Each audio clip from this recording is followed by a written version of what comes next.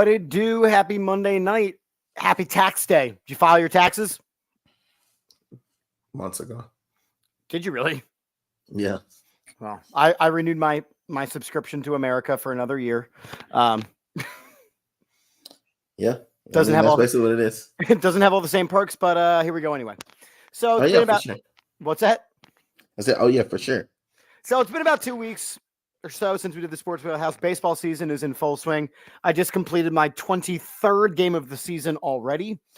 And it is April 15th. So needless to say, I have been hustling and grooving. So we try and get on when we can to talk about some sports, to do some things. And I'm Chip. That's JD. We got a big wheel tonight, and we're hoping to be able to wrap by about 10:30. So stick with us for an hour. You can't we'll go till 11. But see, the people will hold us accountable, and we're going to talk about accountability tonight. They're not. They're the ones who keep it going. Like that's what know. we want. Stop blaming the people. The people are fun. The people are okay. Here we go. So here's the wheel. We're going to talk about some things. We got a whole bunch of the things, and some things are going to be quick. Some things are going to be long in duration, and we'll go from there. Starting with, hey, some breaking news today. Devontae Smith extended. Devontae Smith has been extended, which once again, and I remember we wanted to can Howie Roseman, but my God, is that dude brilliant. Absolutely brilliant when it comes to contract stuff. He's brilliant in general. He is brilliant in general. If you look at the core of players that the Eagles have locked up through 2028, it is a core of players. It is a core of players that can make a championship run. And because Devontae Smith signs now, he sets the market at what's going to be the lowest price, so that Justin Jefferson's contract is going to be huge. Jamar Chase's contract is going to be huge. Eventually, Deebo Samuel, his contract will be huge. I mean, all of these players, their contract is only going to be bigger. Howie sets the market at what he wants to set it at. Yes. And you can kind of see how he's like kind of cultivated this offense, and he's turned it into something like that's really, really, like at that point, like if they don't win, it's not on him. No. You know what I'm saying? It's not on him anymore. So, and the thing he's done a great job. The other thing that I like about this is when you look at the core around Jalen Hurts and just in the receiver room, and now including Saquon Barkley as the running back, this team, even though it has big key losses, is poised to win big now. Of course, because we are the Philadelphia fan base. What do you think the narrative was? The Philly narrative of today? Oh, probably we need to spend money on something else. He doesn't need the extension. Why are we paying him? False. He's too little. False. Oh, we got to get somebody else for Jalen Hurts because Jalen Hurts can't throw to him. Who was it? The narrative today was, well, now you might as well trade A.J. Brown because he's going to want an extension, and there's going to be chaos and upset in the huddle, and they will not be able to work together. You can give your thoughts on the toxic Philadelphia environment. You literally can pay both of them soon. If you do what you're supposed to do, if they allow Howie to kind of do his job, like a lot of these guys, man, they realize that in order to stay a good team, you have to wait your turn on your money. Like, I don't think AJ Brown's hurt for money. No. And he got a big payday from Tennessee, so he doesn't need a huge payday right now. Like, he's probably still okay with the amount of money that he's got. And if he's not okay with the amount of money, then he needs to start looking at, he needs a financial advisor. But remember, he's supposed to be the number one receiver on the Philadelphia Eagles, so shouldn't he be paid accordingly? Shouldn't he be making the same money as Devontae Smith? He might should, but like, let's just be honest here. Like, in order for AJ Brown to not be double teamed constantly, correct. Tell the people. In order for him to even be an acceptable option over there, they're gonna need some people around him. Just like if they didn't have Devontae Smith until recently, it would have been Quez Watkins. Who he would have been. You mean? I'm sorry. Are you saying Pittsburgh Steeler Quez Watkins? JD Low said, "What up? Oh, yo, what up? Please put some respect on his name. Pittsburgh Steeler Quez Watkins." Right, and to be completely honest, I love Quez. From what they've been saying, that's what it is. Here's the thing: Quez Watkins had so much ability, so much potential, but he never fully learned how to be a wide receiver, and he never got the options and the opportunity because we kept bringing in established wide receiver threes his entire time there. So when he got the shot, when he got the chances, they were in very high pressure situations. So I'm hopeful that the kid has some success. I think he'll be your punt returner. I hope the Russ bus will figure it out with him. Yeah, and to be completely honest, I want to throw this out there. Somebody saying Buckner got paid. He did get paid today. He did get paid, and again, rightfully so. Yeah, I mean, let's just start that. Just go back on Quez Watkins. I remember seeing Quez 2 years ago. Remember, he takes the 99-yard screen all the way to the house in the preseason. Oh yeah, and everybody's like, "Okay, this kid's got some wheels." He does have some. We knew he had speed. We knew Quez Watkins had speed. I am with you. I just think he hasn't had an opportunity. Steelers don't have a lot of receivers like we've had in the past. We don't have that plethora. And y'all are going to pass the ball. Yeah, we're going to need it. So this is a perfect situation for Quez. If he can make the team, make the roster, he ends up staying past training camp and he gets some touches.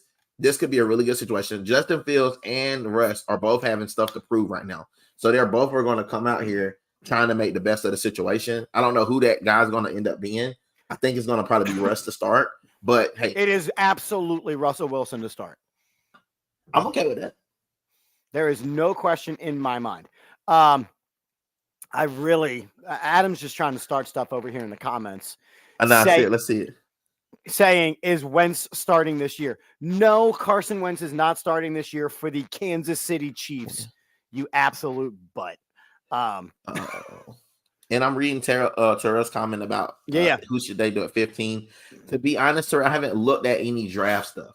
I'm going to start probably this week, next week, start getting some mock draft stuff out and some stuff like that. I'll probably start getting some graphics out this week because I'm starting a new gig, so I'll have a little bit more time. So I'll probably start getting some mock draft stuff out and start getting people ready for the draft and who you should take. Just from an outside perspective, Terrell, I would say that your Colts would do really well along your offensive line. And again, not having looked super closely at who you have right now. But you think about it, you have a running back, you've got some wide receivers, you've got your franchise quarterback. Your team has always kind of, when they've been successful, been built along strength along the offensive line. I think at 15, you pick the best offensive player available all along the offensive line. That's just my personal take on your situation. Because you can, and to be completely honest, if we're saying like, had they had the right offensive line, they would have still have Andrew Luck. If they had the right, they would have been sitting pretty. But and that was when they were one of the best offensive lines in the league. Yeah, he just couldn't stay healthy, and I think that's what kind of hurt him. But hey, what do I know? I'm just a basketball coach. You're just an obvious outsider. So yeah, Devontae Smith gets paid. The people who want to spew toxicity into Philadelphia are saying that, well, that's going to spew the end of AJ Brown. I think that they are dumbheads, and that's all I have to say about that. To the wheel. To the wheel. to which we will talk about. Okay. The Phillies debuted their brand new City Connect uniforms this past Friday night. They will wear them for all Friday home games this upcoming year. JD, I like to think that you have just a little more style than I do. What are your thoughts on the City Connect uniforms? Man. Oh man, I'm not mad about it. I just don't understand. Okay, let's just do this. There's not one team in Philadelphia that is blue. False. The Union. They don't count. They just got. Yes, they do. They can't count because if you do, then you need to call it the Philly Union jersey. Then that's what you would call it, the Phillies Union jersey. That makes sense. But if you're gonna do the Philly Connect, I thought the jersey would be red. It would be green. It would be blue for the 76ers. I thought it'd be all the colors, like almost like how when they do the when the Philadelphia did when the Eagles did the Spectrum jersey, almost when they did the city jersey for the 76ers. If you're going to make these specified jerseys, these new trademark, I'm even good with going back to the light blue joints with the red lettering. Like, why didn't you play on that? Like, you just did it. It doesn't make sense. There's no reason for this jersey. Okay. Well, first off, there's a ton of reason for that jersey, and I'm going to make it very simple. Dinero. Money, I get it. People have a new jersey to go buy, I get it. But it just doesn't make sense with my swag. Here's what I will tell you. Looks like a softball jersey. Okay. Oh, he is in it. Okay. Yes. So here's what I will tell you. Originally, I was not crazy about it. Because I like the classic Philly stuff. Me too. I actually really like the jerseys. I think they pop. I think the purpose of these Connect jerseys is to make them something that stands out, which these do. They created a font for these jerseys. I think the Liberty Bell in that blue with the yellow outline, like I'm getting one of those hats. I've already priced them out. Me and the wife are both going to get one. I like them. Do I wish I hadn't played like absolute crap Friday night? Yes, of course. But the hat is cool. I like them. Right. The hat is cool. The hat is fire. But they didn't do anything toward the Liberty Bell in the jersey. Like the jersey is a very basic, it's a very outside of the font that they've used, which I think it's a medieval font. Like I get it. Exactly. That's the best. Adam, hat. I agree. It is the best hat that they've ever had. It stands out. But the hat, man, the hat isn't the jersey. Then just wear different caps on a different night. Continue with the same. I would have almost rather them do that hat in the light blue colors. In the light blue. You do it in the light blue with the red outline with the red like secondary color, and it's fire. My favorite Phillies jersey is the light blue joint. Like that's my favorite. Yeah, jersey. those are nice. The old 1970s ones. You just put that with the hat. You put the Liberty Bell in red in the light blue hat, that light blue hat. And what are we doing? Adam, do you think the umpires should wear the same colors to blend in with the players? Absolutely not. The umpires are their own team.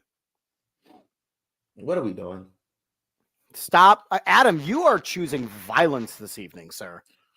You, sir, need a Adderall, sir. Stay focused. He needs an Adam roll. Adam roll. Adam roll.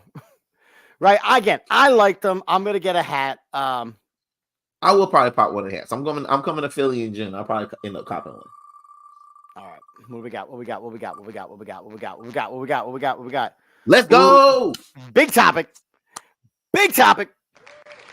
So Big the dog. NBA playoffs are starting this week, of course, with the play-in situation. These which freakers. Can I ask you a question? We're in it. Can I ask you a question? What's up? What are your You wanna thoughts ask about the play-in? Besides the fact that it's a money grab, beyond money grab. I do like the plan. Do you? Okay. I do. I do like the plan because right now, if there was no plan, there'll be no excitement to even build for the playoffs if you're a Sixer fan. Right now, there's a they'd little. be in. Yes, they would. They'd be in. They'd be in, but you'd be like that very, very last seed. Right now, you got to look because let's say you can build some momentum here. Let's say the Sixers win, and they build some momentum going into the playoffs. Okay, you're on a 1-game winning streak, 2-game winning streak, whatever it is, that type of winning streak. Joel's coming off an injury. You're getting, and I think don't they play in Philly?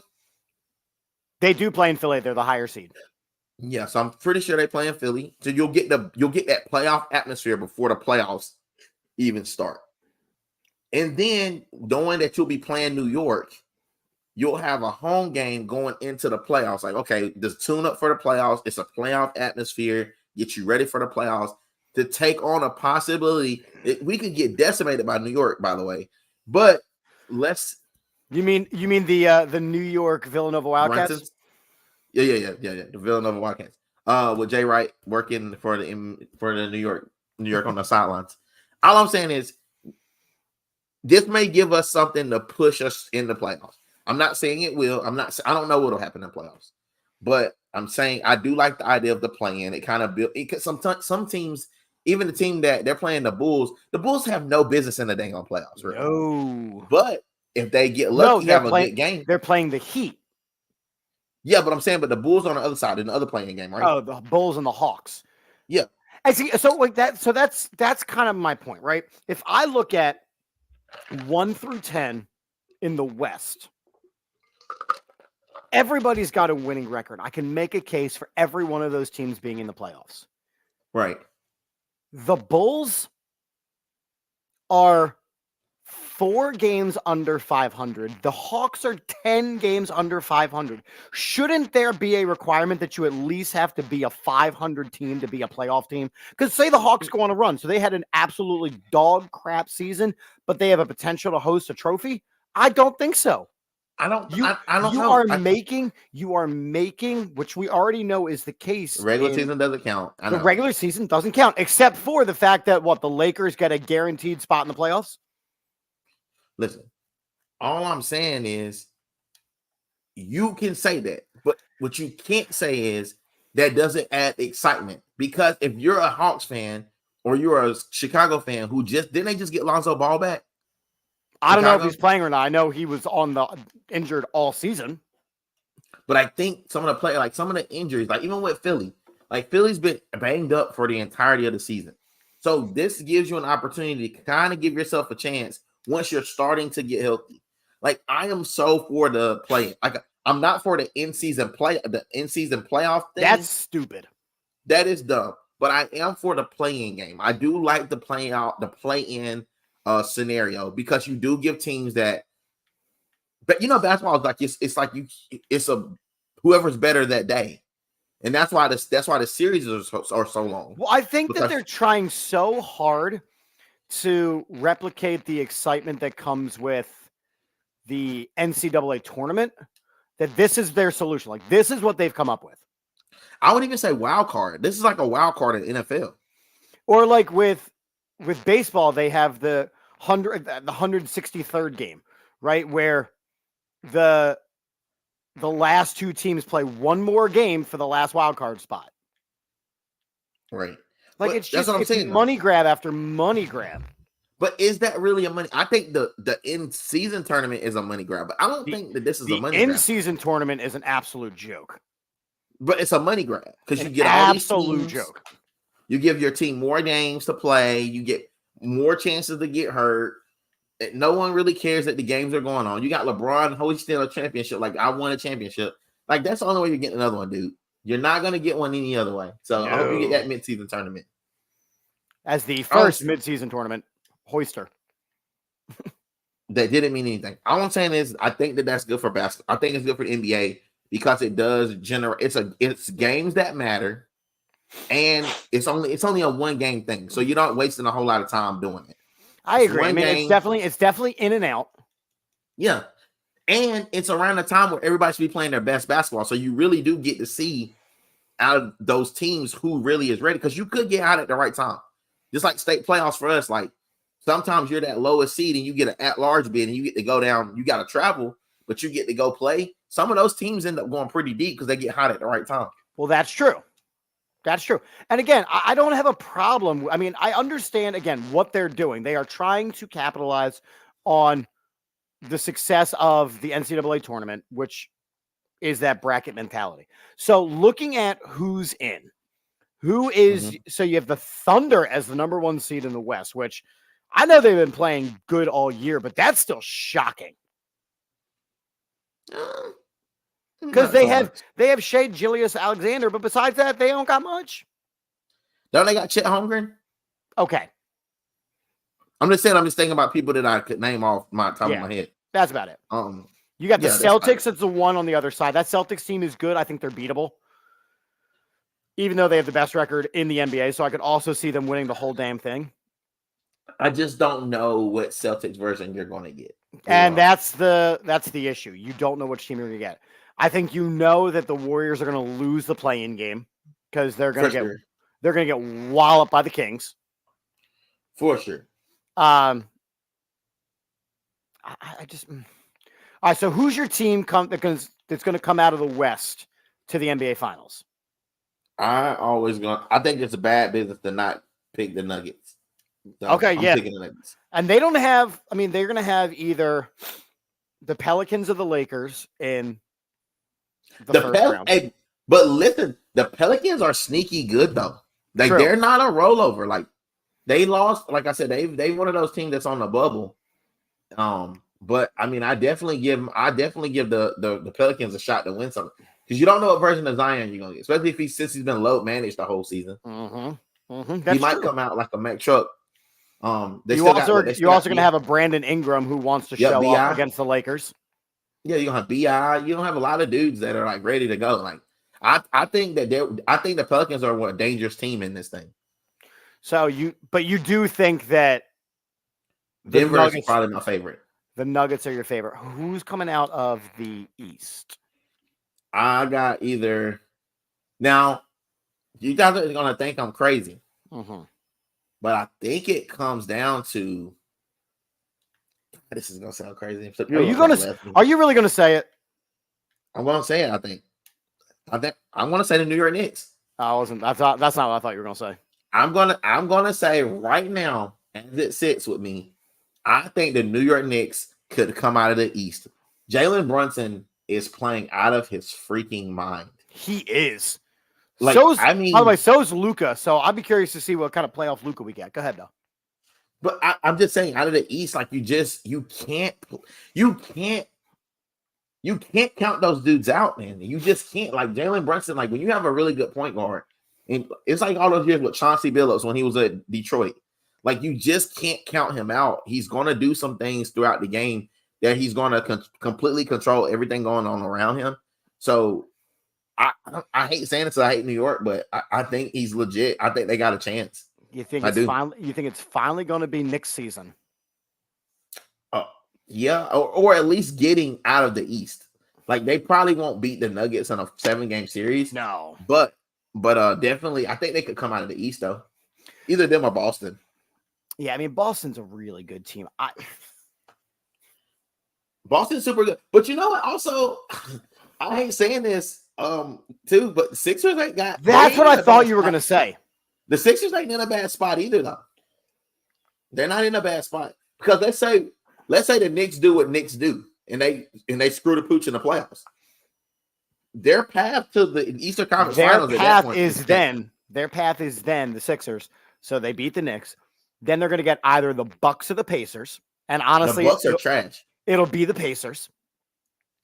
And then it'll be the Celtics.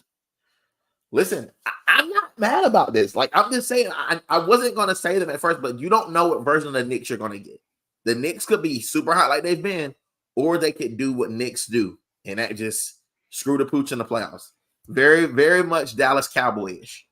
And I just think when you look at the Sixers, and I'm not trying to be a homer here, but I think when you look at the Sixers, this is the deepest bench that they've had in a while. Facts. You know what I mean? Like, we know that Tobias Harris is just at this point a minutes eater. He is not the third best player on this team. But you look at they got Buddy Hield. They've got Kyle Lowry. They've got Ricky Council just got paid. I mean, these are guys that, Paul Reed played every damn game this season. You've got guys that have now got some experience and they want to win and they want to prove themselves.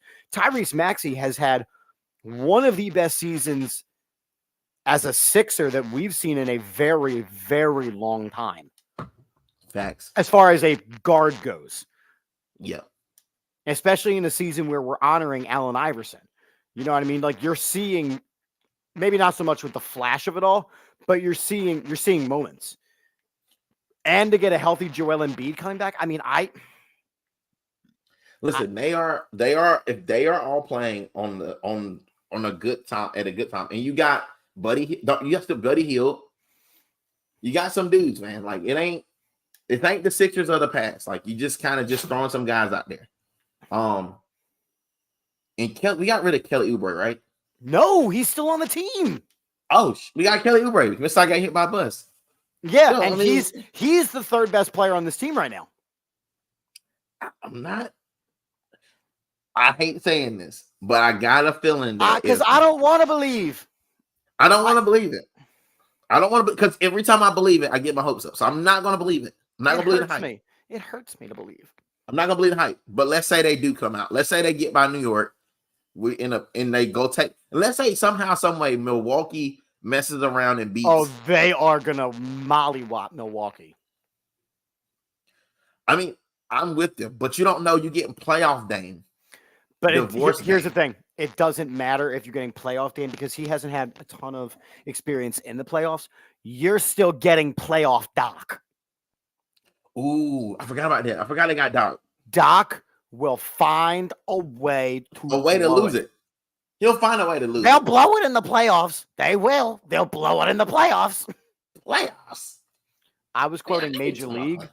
The movie. I know, but I'm talking about playoffs. Playoffs, because there's, Allen Iverson's on the wheel for the first time in the history of the sports wheelhouse. Let's go. Let's get him on there.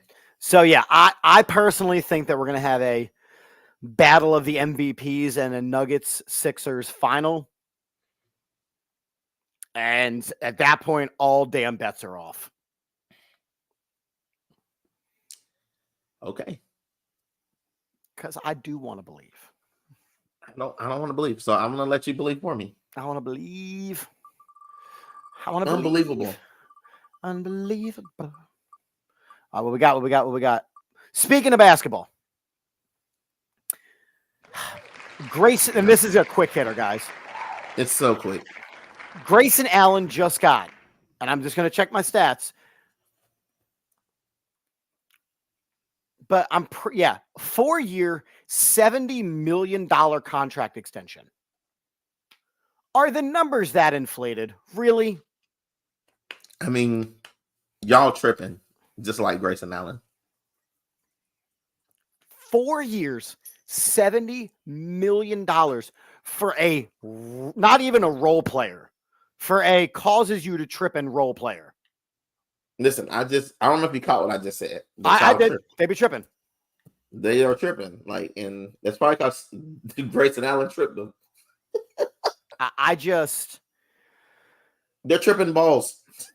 I mean, here's the thing. All right, so to put it in perspective, the deal that Ricky Council just signed. What do we do? The deal that Ricky Council, because he was a two-way player,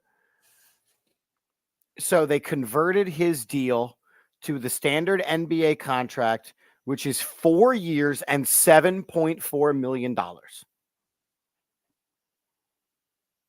For a guy who is probably 10th off the bench, right? 10th off the bench. Would you rather have Grayson Allen or Ricky Council for $70 million? I would say Grayson Allen, but only because it's Grayson Allen. Because he's been there, right?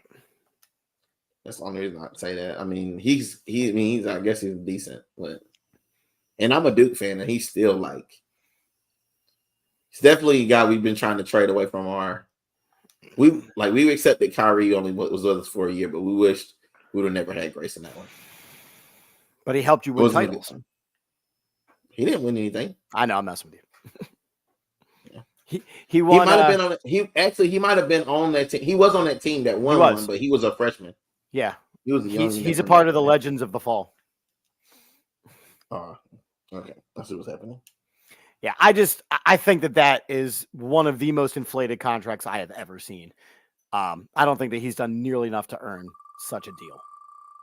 Unbelievable. Unreal. Unbelievable. With that being said, stop where I need you to stop. With that being said, did Victor Wembanyama have the best rookie year in the history of NBA basketball? No, because his team sucked ass. I didn't ask anything about the team. You know, the team was going to suck because he was the number 1 overall pick. Did he have the best rookie year in the history of NBA basketball? No, I mean, I don't know, maybe numbers wise, but I think Allen Iverson had a better rookie season than him. Like Allen Iverson's rookie season was amazing. He was dope his rookie year. All right, he really put on. And the same thing, like LeBron and all that. Like, I mean, he obviously had a great rookie year as well. I mean, but okay, here are the numbers. You ready for this? In his first year, 7'6". I understand. He's 7'4", according to Basketball Reference. He's a foot taller than even everybody. Okay, so he played in 71 out of 82 games. First off, good. He's 15 years old. Averaged 21 points per game. Averaged 10.6 rebounds per game. Averaged 3.9 assists per game. Shot 32% from 3. Was the block champion this year. He is 7'4", Chip. I hear you, but he averaged 3.6 blocks per game. How many times was he dunked on this year? I mean, probably a bunch. Okay, so let's just had a 40-point game, had 20 rebound game, had a 10 assist game, had a 6 steal game, had a 10 block game, had 2 triple doubles. I just want to talk to you for a minute. I'm ready. I'm now ready to receive. Go. Victor will be a generational talent because of his sheer size. Yeah, just because of his sheer size. And until they find other guys that can compete, but it depends on his durability at this point. I mean, he's very slight. He is skinny, and that was always my concern coming out. I actually thought he was going to struggle in the NBA. I thought he was going to get pushed around, and then I watched him, and he didn't. I mean, yes, you mentioned that he got dunked on a couple times, and yes, we saw that happen. But it's not just that. But there have been other tall guys that are skinny. Like Sean Bradley was tall and skinny. I know, but that's a different era too. They were legitimately playing bully ball. Like these guys are. I mean, there's no real post at this point. And then I want to throw this part about this out with the whole him. Like his team's really bad. So if his team is awful. Would you be saying that about Doc Rivers? Would you be saying that about Pop? Yeah, I would. Pop can't do anything. He's not putting the ball in the damn hoop.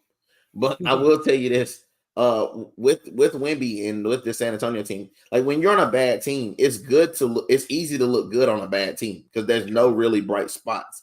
But I don't know if he'd have that big of. But look at Chet Holmgren. I don't know what Chet is averaging right now, but Chet is probably having a really good year, and he's on a really good team right now. Harold, like they're like the Chet numbers while you talk. Go ahead. I mean, Chet's also very big, but like a lot of those same concerns that I had for Chet, I have for Wemby. But just like I said, there's no real bigs. Could you imagine Zach Randolph down in the post against a guy like Wemby? He demolished this guy. He eat his breakfast. So to put it in perspective, who Chet Holmgren was also a rookie this year. Okay. Because he got drafted last year, but didn't play because of an injury to his foot. He redshirted. So this was his rookie year. He averaged 16 and a half. Easy. 7.9 rebounds, 2.4 assists. So drastically lower in every single category. Not drastically. 4 points and 2 No, rebounds. Wemby was 21 points. It was 5.5 points. How many points did I say? You said 4. That's 20. Oh, you said 21. 21 and a half points, right. 5 points less on a better team when he's not the number one. 3 full rebounds less. I know, but what you got to think is, and that's what I'm trying to tell you. The Oklahoma Thunder are the number one team in the West, and he did that. Deal. And that's where he's not even the number one option. And he averaged 16. Imagine if he was the number one option, he'd be getting more touches. He got to share the ball with Alexander.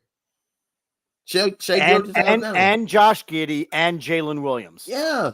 He's averaging that with 4 other options. So, I mean, let's be honest. And Gordon Hayward's on that team.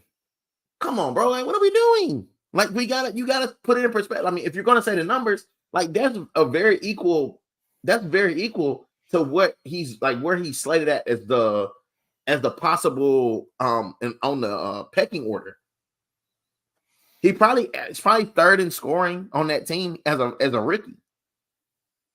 Best team in the West. Like, this ain't no.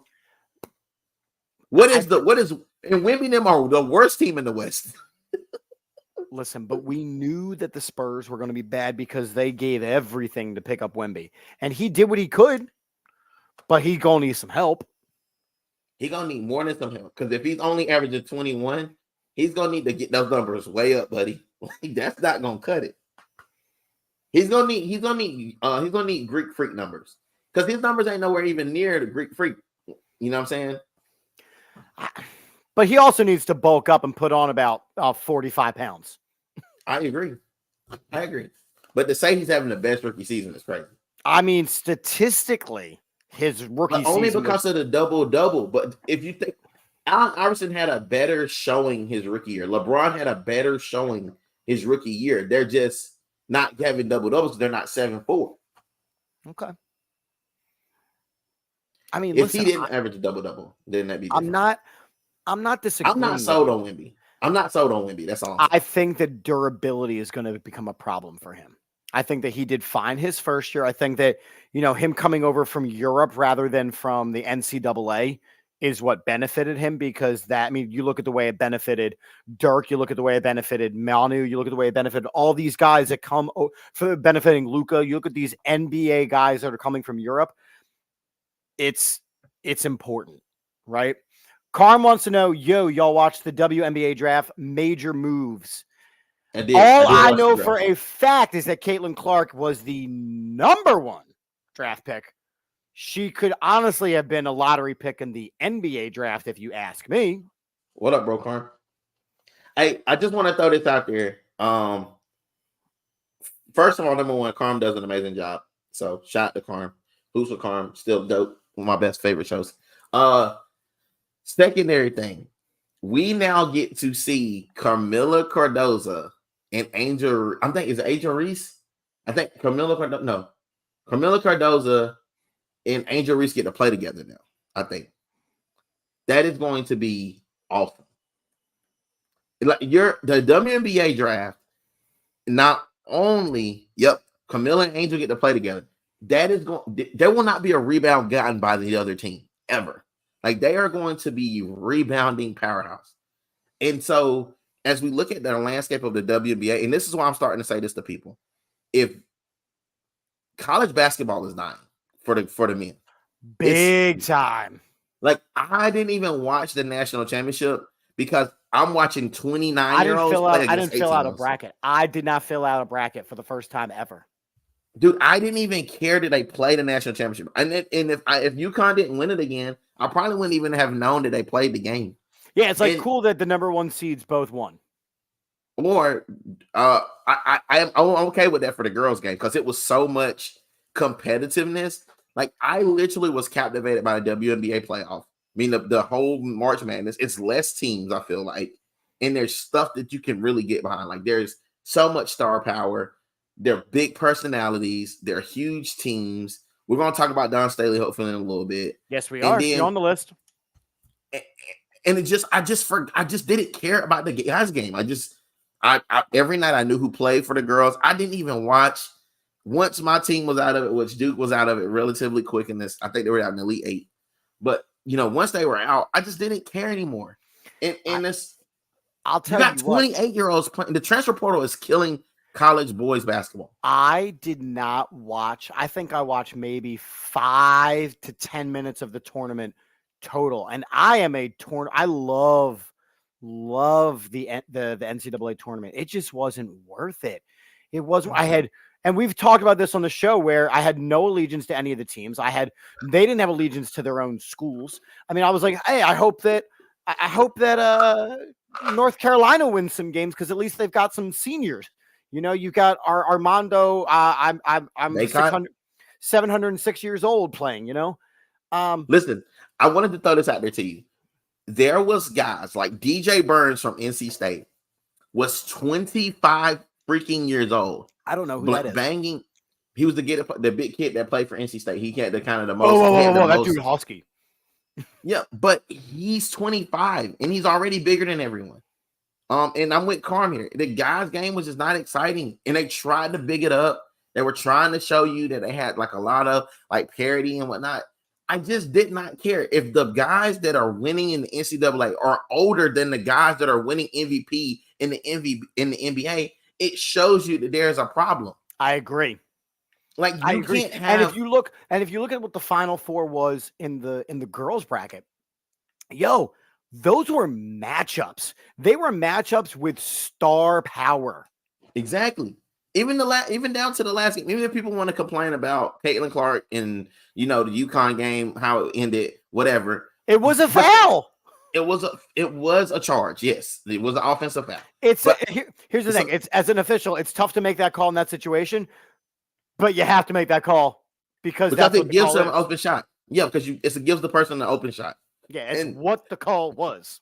And I just want to throw this out there to all of the people who are watching this. I'm not saying this to be a hater. I'm just saying in general. The last 10 games of the women's March Madness were must-see TV. It was. Did you look at the final ratings? They were nuts. The girls, even the final ticket prices, the girls bracket had higher ticket sales, had higher TV ratings. Yeah. It was absurd. And it was like drastically higher. Listen, and because the draft is what it is, you don't have to draft 1,000 people, mediocre players like NBA does. Yeah, like they're gonna 12 picks. Huh? Yeah, you're gonna in the WNBA, they're gonna get their top maybe 30 players. Everybody else is gonna go overseas and keep playing, or that's their career. And that's what I'm saying. And it needs to be very similar to the NBA. Like Agreed. It cannot continue to be everybody gets a shot in, because then what is making the NBA actually mean? You got 45, 29-year-olds in the NBA as their first team. We just talked about Grayson Allen getting $70 million. It's overly saturated at this point. These guys are way too old to be playing in college. And it's because of, he had a COVID year and he had a transfer year. And then he did a red shirt because he tore his pinky toe up. Like, it's all that these pinky toe exceptions. injury hurts, though. It's just a point where you just start playing these games. And you got guys that are super old playing against 18-year-olds. Like John Calipari legitimately had 18-year-olds. Duke had 18-year-olds playing. Can we talk about John Calipari and where he is now? Arkansas. Well, he in Arkansas. Woo pigs. And again, he's like I feel like I can build a team here. Anyone can build a team anywhere with NIL. It don't matter. That's also true. He's going to have an opportunity to, because again, the transfer portal will say, "Oh, that's where he's going to be. That's where he's going to be." And you don't have to win because you're not supposed to win because they're only there for a year. So you're not being asked to win. You're just being asked to show up. Yeah, I just hit something. All right, we're getting down to the nitty gritty here on this wheel. Let's see what else we got. Give me something good. That was a good topic. That was a good topic. Okay, this is a quick hitter because you want to talk All right. about two teams on completely different trajectories. You have the Texans for Houston and the Bills.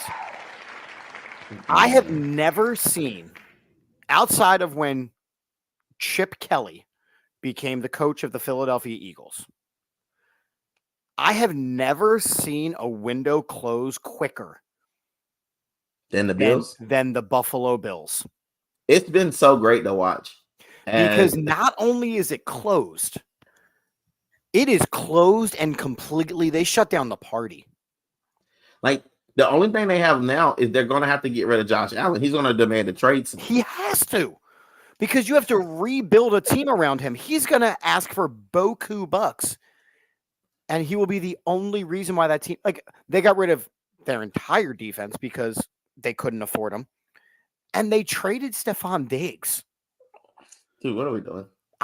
And then you look at the Texans, and the Texans had a super high draft pick last year, and then they have made every single move. When they realized, they're like, okay, he's the guy, right? They realized that CJ Stroud is indeed the guy.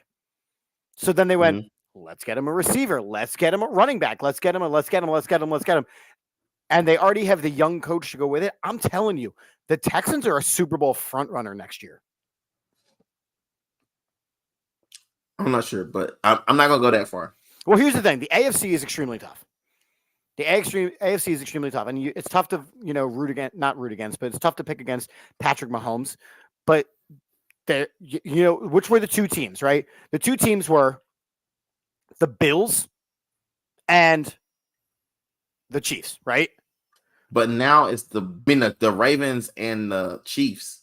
I don't know if it is the Ravens because you've seen them time and time again choke in the playoffs. I know, but the reason that they've choked is because they haven't had a strong running game. True. And now they do. You just got one. True. And we've been talking about running backs for the last couple of weeks when we talk about NFL and like how the value of it. You just added one of possibly the best, hardest runners of all time. In a situation where he doesn't, and we're talking about Derrick Henry, in a situation where he does not need to carry the ball 700 times and carry the entire team. And if you do, you get to save Lamar Jackson till you really need him. And they outlawed the hip drop tackle, so Mark Andrews is going to be able to continue to play.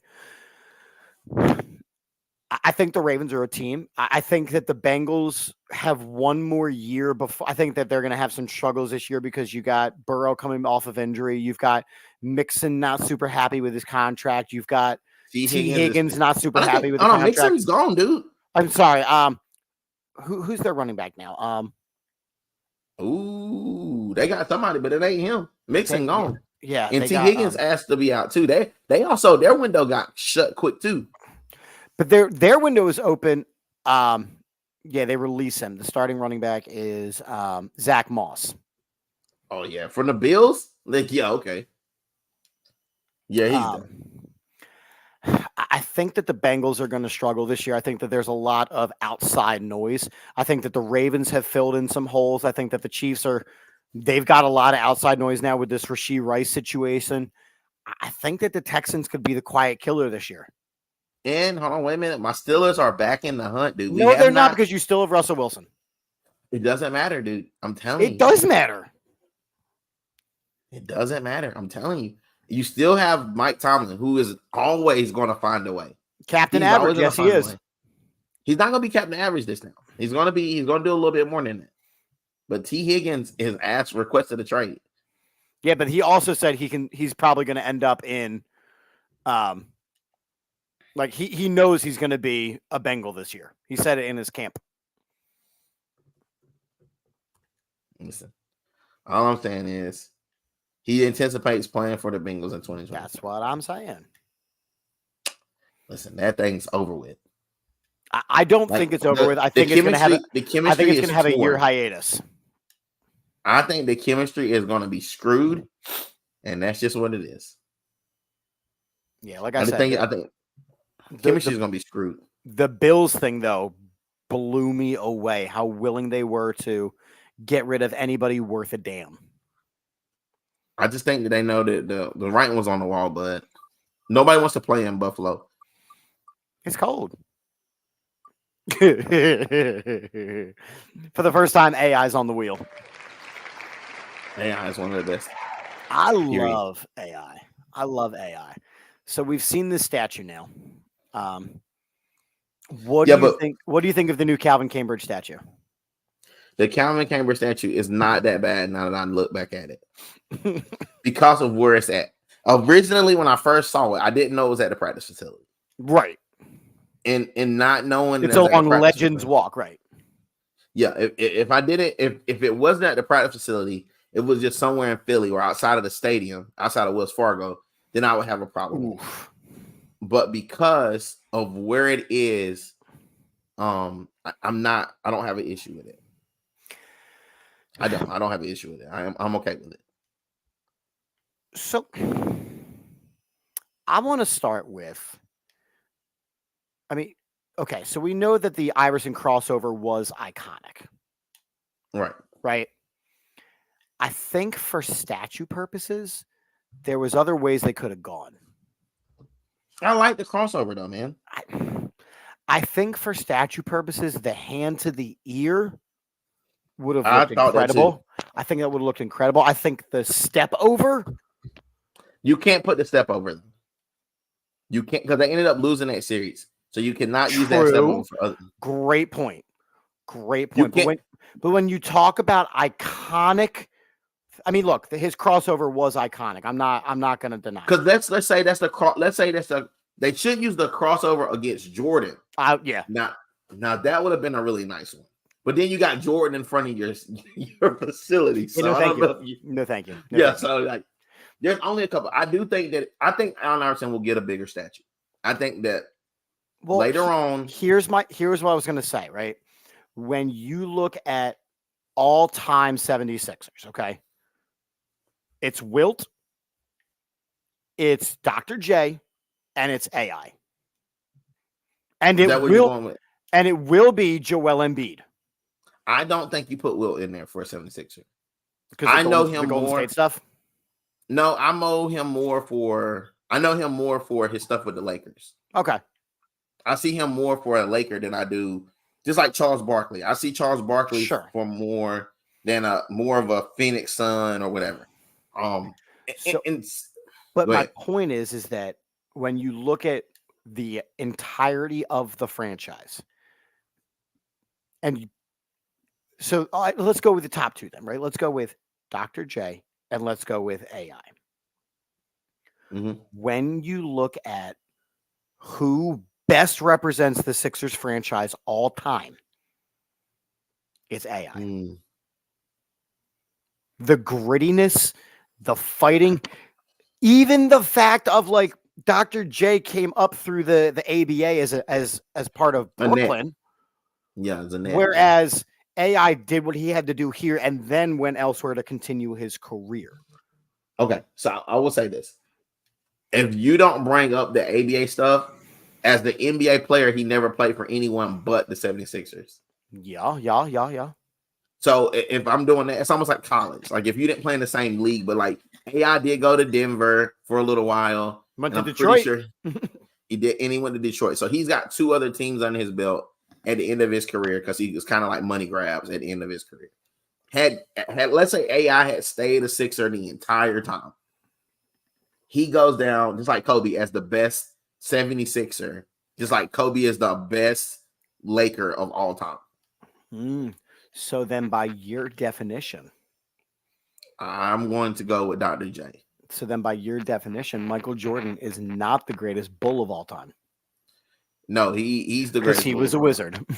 He was a wizard, but that's because he also ended up owning the Wizards. You're a wizard, Michael.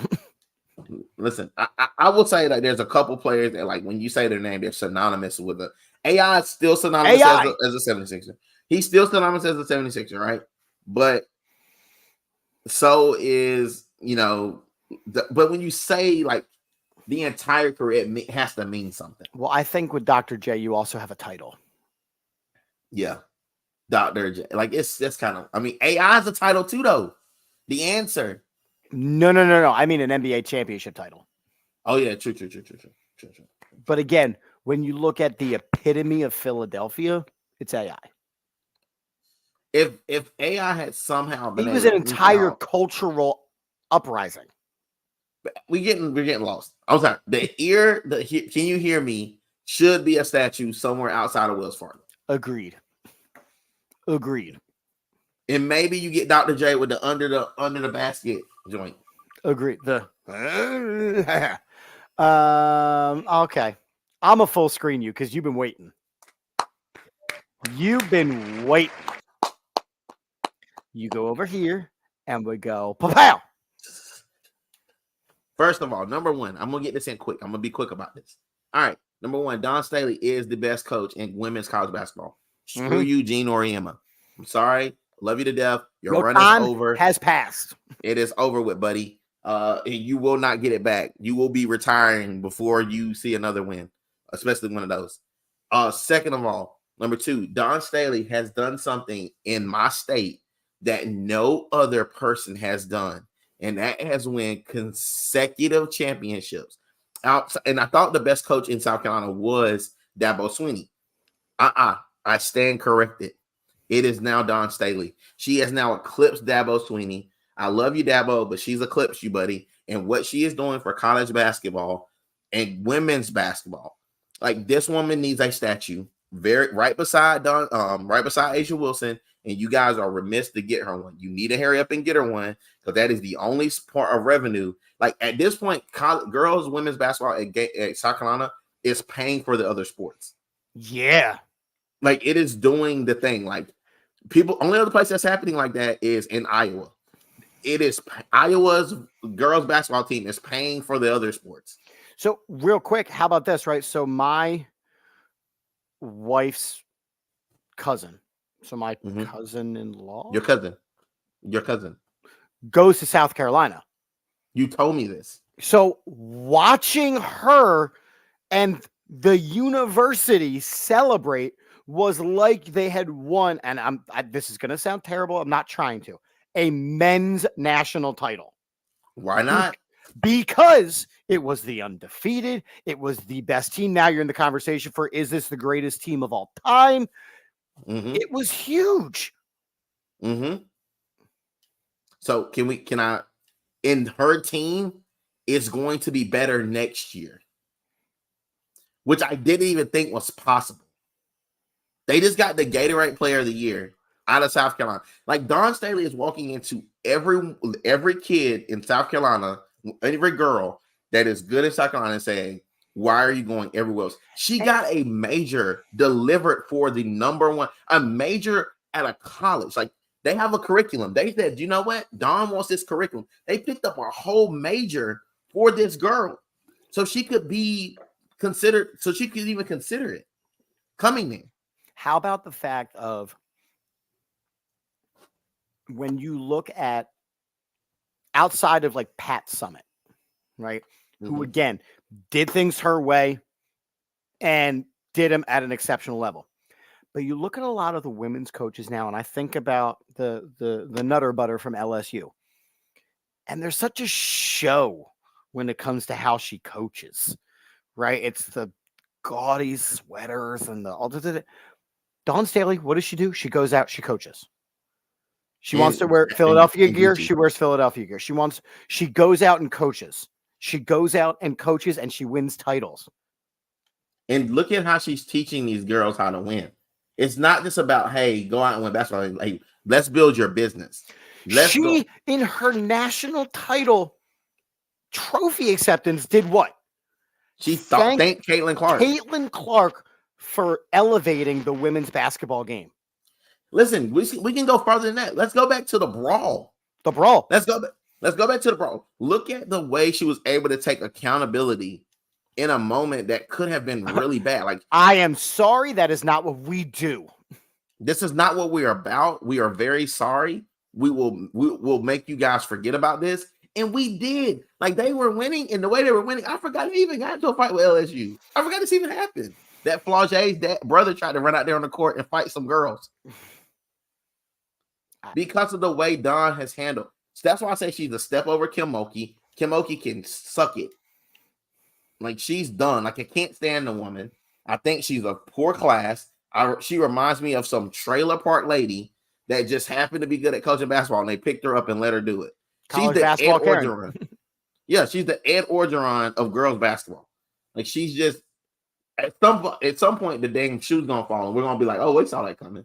You know what I'm saying? Like, at some point, eventually they're gonna release that story they've been talking about. They already released it, and it wasn't that bad, but it's like it's more to it. Like those older players, they're gonna come out and start saying what she really did and the stuff she's been saying. And so I'm sure it's along the racist tendencies. I would say she has some very Southern tendencies, and you know, I think that at the end of the day, like one day maybe she'll grow up and we'll get the true story. But I don't know. Kim Mulkey don't do it for me. I like Gene well enough. I think he's very. I think Gene's been very consistent in doing it for as long as he has. Yes. That's where I have, and again, he's from the Norristown area, so like he's from like right by here. Like I love what Gino Auriemma has done his entire career. Yeah. I mean, I'm not mad. I think Gene Auriemma is very Jay Wright-ish. I think if you had the Jay Wright in the women's game was definitely Gene Auriemma. Like, I'm sorry, I believe he believes in having the right type of culture. But you also got Dawn, who's from Philly, in that same area, that Norristown, Philadelphia, inner PA area. I just think that like the women's basketball game has elevated in waves, right? So Pat Summitt versus Gino was a whole thing. And then you had, it was like 2.5 seasons where the women's basketball for Connecticut didn't lose a game or whatever it was. And then you had your down period when, you know, Pat got sick and all that. And now it's on the rise again. I just want to be completely honest about this. We're going to look back at this moment and it's going to be like a 4, like she's been in the last 3 of 5 national championships Dawn Staley has had a team in.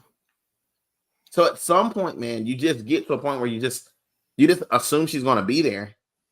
Like she's like a Nick Saban. She's going to, and it's funny that she's in these commercials with Nick Saban, but she's becoming a mainstay at the top.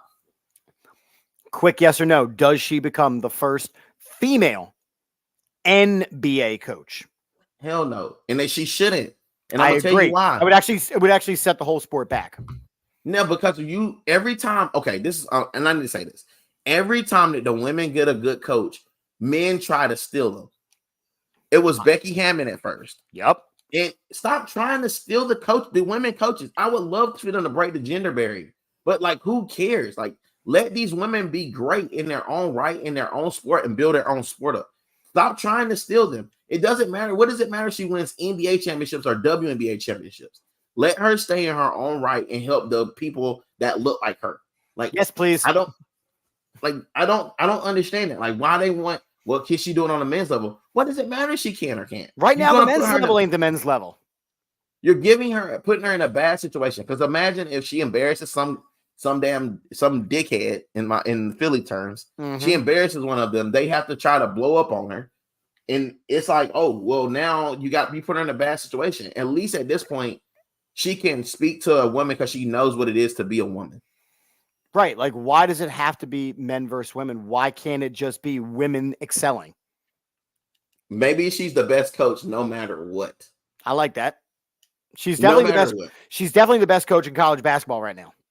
You never say Dean Smith should have coached women so we can see what he's really made of. No. You never said it about Roy Williams or Mike Krzyzewski. Oh, they should go coach the women's national team to see how good they could, see if he's really a good coach. You definitely don't say about Ed Orgeron. No, you do. Go Tigers. Go Tigers. You just don't need to do that because it's just best coach. It's not best female, best male. It's just best coach. Agreed. All right. Appreciate that. Thanks for coming to your TED Talk. Thank you. Thanks for coming to your own TED Talk. There'll be a bucket outside. We got 4 topics left, and they're going to be quick. All right. The fact that Angel Hernandez still has a job is an absolute sham. There was and at bat this weekend. And if you're ever interested, go to the umpire auditor on the social medias. He called 3 strikes outside the zone. The last one that missed by a full 6.5 inches. This man is not even trying anymore. The umpiring, the umpiring profession, the fact that you know this man by name is ridiculous. The only under more famous Hernandez is Aaron Hernandez. And both are equally good at killing things. Angel at killing the game of baseball. Aaron, no, moving on. Wow. Yeah, sorry, I went there. As an umpire, Angel Hernandez is an abomination. And look, there are bad local umpires. I'm not gonna to what I do. It was funny because I was talking while I was eating my dinner. I was talking with Teal about, I was getting messages from a coach, like checking this one guy's asking me baseball questions, right? As this happens a lot. And I said what the answer was. And I said, how bad did insert name boot the call? Because I knew who it was, not even knowing that. And he laughed because it was exactly who it was. The guy got the call right, but he could not manage the game. Okay. Damn it. Fine. Like so much so. Ready? I know. Can we play Ask JD the umpire rules real quick? Do you have your baseball brain on? I can turn it on anytime, baby. Turn it on real quick. All right. I'm going to ask you 2 questions. Now let's see if you get them right. All right. There's a runner on third base. I'm on third base. Okay. There is a pop fly. Okay. And the ball is going to come down directly on third base. The player drops it because the runner doesn't move. What's your call? The runner doesn't have to vacate this. But hold on. Where the runner's at? There is a runner on third. Just a runner on third, and that's it. There's a runner on third, and that's it. Okay. He doesn't have to vacate. So he doesn't have to run. He drops the ball, so it's a live ball in my mind. You, much like many coaches, would be wrong. Oh, wow. The bases are not safe havens. The bases are not safe havens. What you have is... But he dropped the ball, though. Because he couldn't get to it because the runner was in the way. But the runner wouldn't leave the base because he doesn't... That doesn't make sense. I know, but what you actually have, and I would not call this in a 10-year-old game, by the way. I would just call, hey, live play, we're going to keep going. But what you have is interference by the runner.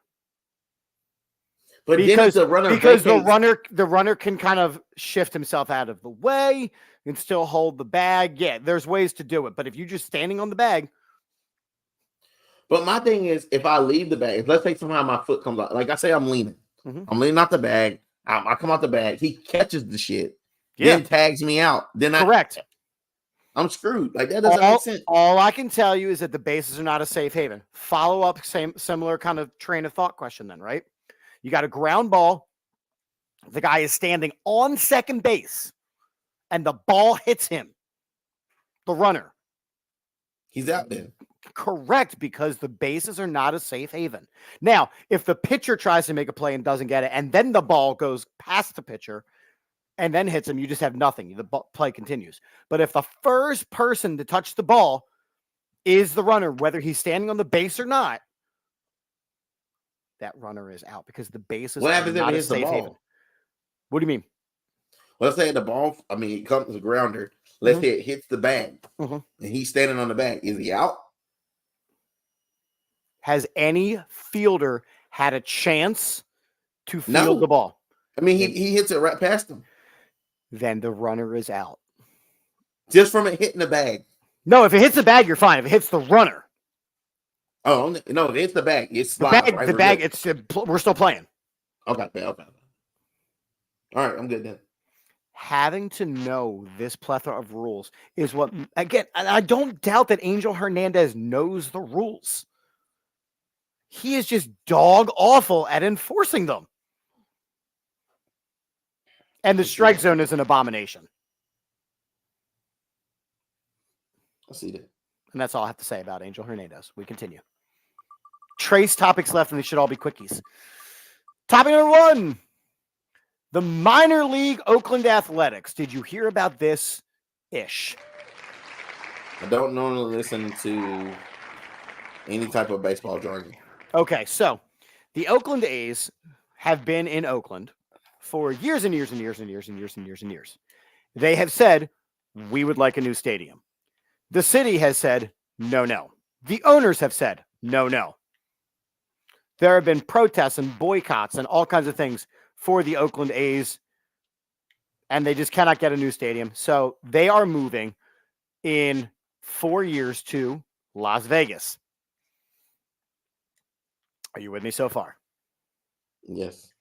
Las Vegas is building them a beautiful new stadium. You with me? I'm with you. Until that happens, starting next year, the Oakland Athletics will be playing in a minor league stadium. They are leaving Oakland and playing in a minor league stadium that seats 14,000 people. Okay. For the next 3 years. I want to be honest with you. We have a minor league stadium here, and it is a beautiful stadium. Yeah, there's some really beautiful ones in Pennsylvania. And I'm not only going to tell you that I don't mind it. I actually am happy for Oakland, the organization, because they are standing on business. Mm-hmm. And if somebody does not want to give you what you think you're worth, you can always leave. And that's just a sacrifice they have to make for a couple years to get a beautiful stadium. I'm embarrassed for the city of Oakland because once again, they have lost a sports program to Las Vegas. And they're going to continue to lose it because they don't want to. Well, the A's are their last one. The A's are their last one. And that's okay. And that's fine. And that's what Las Vegas really needed. And that's what they've been wanting anyway, is a professional. They have all the professional teams except for an NBA team. And I think that's coming next. I think they're going to end up with an NBA team. They have the Aces who are winning championships. Right. But I think you'll get, in the next couple of years, you're going to end up getting an NBA team there. And then they're going to be a 4-for-4. Even though they have a transient culture? Yeah, because it doesn't matter. It's like they got the Raiders, and now they have that beautiful stadium. Right. Because it may be transient, but like just because you go there and there's still going to be some homers. Like there's people that live in Las Vegas. True. I just think of guys, like Ice Cube, right? Like those are guys that like loved Oakland sports. Right, but I mean, at the end of the day, like I'm a Steelers fan and I live in South Carolina, so you can still have your fandom. And your team can be wherever. Yeah. Sarah's an Eagles fan. Like we just because we're in South Carolina don't mean we lose that fandom. You're gonna always have your favorite teams. And like my granddad was a Colts fan, and he was a Colts fan a long time. An LA Dodgers fan too. So I think it's just who you like. It doesn't matter. Yeah, I think I agree. I like that they're standing on business, as you eloquently said. Stand on business. If you don't believe it, if you believe because now you're gonna turn that team who might not have made any money the last couple of years, you're gonna turn them into a premier place to want to go play. All right. Speaking of accountability and all things Angel Hernandez, can we talk about for a second the sham that is NBA officiating? Yeah, I think they're point shaving. If I'm being, I think we got ourselves a problem because number one, how many times have we seen marquee players ejected from games? Right? Have you seen that interview with Shaq basically talking about he ran into a guy and said that the bookies own the referees? No. He said that he was on a podcast on his he said the podcast called Big Something Podcast. And he was talking about he was eating dinner and said he's like, who really own who really is running the NBA? The referees, and the referees work for us. For these major bookies. Yep. And we're not even talking about like in the time of like the mob and all that stuff. Like we're talking about like Shaq played in the early 2000s, mid 2000s. Yeah. Yeah. So we're not that far removed. And now even with sports betting being so big as it is now. As we were talking about Vegas, right? Yeah. And I mean, I believe I think money has always ruled the sports game. I just think if you look at so what made me bring up this topic is a couple of weeks ago, the Sixers lost a game when Kelly Oubre was clearly fouled at the end of the game, right? Mhm. And at the end of the game, Nick Nurse and Kelly Oubre kind of lost their minds because Yeah. again, it was a clear foul. He wasn't allowed to shoot free throws. They end up losing the game. The NBA comes out after the game and says, "You know what? It absolutely should have been a call. It absolutely should have been a call." Well, now here we are, end of the regular season, and that one game cost the Sixers the 6th seed. If I'm being completely honest, I wanted to put the snowball up for you. If I'm being completely honest, this is what we're going to have to deal with as money is brought into our sports with the sports betting. It's The legals, so bad. we're not going to be able to do anything about it. And before long, not only we're not going to be able to do anything about it, I don't think you're going to want to. It's going to be too hard to police. You're not going to be able to. But and again, I hear you. But do you hear me? I do hear you because you're using the creepy microphone voice now. Oh yeah. Oh yeah, brother. I just think that if you look at all the really bad ejections of superstars, like we talk about all the time, like, oh, we're not allowed to sit players because they have to. There's a minimum that they have to have in order to qualify for MVP awards. But now they're ejecting players, for the littlest. Something needs to be done about NFL officiating, or NFL, NBA officiating. NFL is a whole different beast. Listen, I mean, end of the day, you're not gonna be able to stop it. It's too much money changing hands.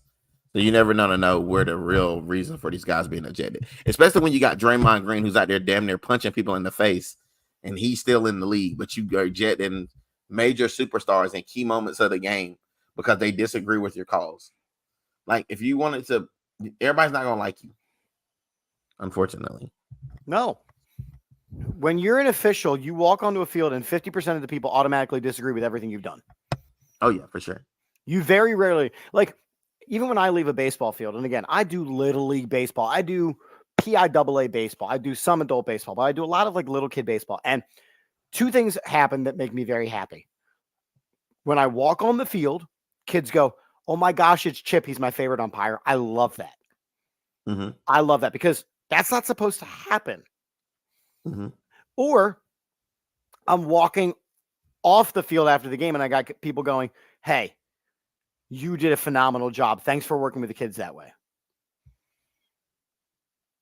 That doesn't happen. Right? Quick story from this weekend. And then, Caleb Williams is the number 1 overall pick. We'll talk about the draft next week. He's trash. I did a 10-year-old baseball game this weekend, right? And one of the players is the son of one of my coworkers. And I've coached with this guy, and I know how much he hates officials. He's gotten ejected from football games, from baseball games. He gives it to them. And so now as a parent, he sits out in Narnia so that he doesn't yell at the officials. Mm-hmm. Okay. I had his kid. Right. So of course, first time the kid comes up, I bring him up on a strike 3 looking. I send him a quick text, like, really strike 3 looking. He's like, it was a ball. I'm like, oh, here we go. Great rest of the game. We get to the end, and I send him another text. I'm like, do you need to follow me out to the parking lot? Like, do we need to have words? He goes, "No, you did a great job." I was like, "Hey, thanks." And he says, "I was sitting with a bunch of people, and I didn't tell them that I knew you. And they said that the umpire was so good with the kids. He was all over the place. He was where all the play, like he was hustling. He was really good." And he's like, "Oh yeah, I know him." And here you go. He's like, "You can umpire for my kid anytime." Right. A known umpire hater. The moral of my story is there's a way to do it. There's a way to do this job. I agree. And that's all I have and to if say. you do it right, and if you do it right, man, you'll be one of the good ones. And as as a coach, I know, like, even on the high school level, like, I know that, like, we're going to get bad calls, but, like, man, we get a lot of calls because, like, we don't have a lot of, I hate saying it like this, and I hate it make it racial, but we don't have a lot of white kids. And so I coached in Norristown for 10 years. We don't got a lot of white kids. I'm almost to the point, like the referee who if you had a team that's majority black team, then you should at least have one black referee. Oh, but you can't guarantee that. You can't guarantee that you're going to have a referee anymore. I understand, but that's what I'm saying though. Like, you just don't know what type of cultural biases you're going to have, especially when you have a whole crew. Or hell, give me a girl. I'll take a woman. Like, give me a woman or some type of minority. It can be a Spanish dude, but you're asking kids who don't feel like they're getting a fair shot, a whole white referee. And in South Carolina, we have a lot of black referees. Like, there's a lot. Right. Even if you gave one black referee to every game in our area, we have plenty, because there's enough referees to go around. We actually got a lot of them. And I just did not get any on a lot of nights. It's just crazy. Here you go, right? And this is an example of something. Again, you just have to kind of know the situation. I was doing a game. The catcher that I had, he goes, he doesn't speak any English at all. He says about his pitcher, and so he's giving him all the directions, all the signals, everything in Spanish. Mm-hmm. So when it came time for me to say the count back to him, I was like, 2 y 1. And you just see the pitcher smile. Mm-hmm. America's pastime, but here comes the count in Spanish. Because that's where your major players are now. But it's something so little. Or like the fact I'll walk up onto the field and be like, what's up, brothers? Tuesday, special teams, special players, where I'll do the dumb thing from the social medias. Listen, man. You don't even know about that one. You don't even know about that one. You're right. I do not know about that one. But I was. But I am at a point now where when you see students tomorrow, just go like this. What's up, brothers? And watch what happens. I mean, are they black kids or white kids? Yes. Which one? Yes. I don't know what you mean by yes. Just say, what's up, brothers, with one finger in the air, and watch what happens. What's up, brothers? What is it coming from? It's a TikTok streamer. Oh, man. Like, you don't get me erased from... What's up, brothers? And enjoy.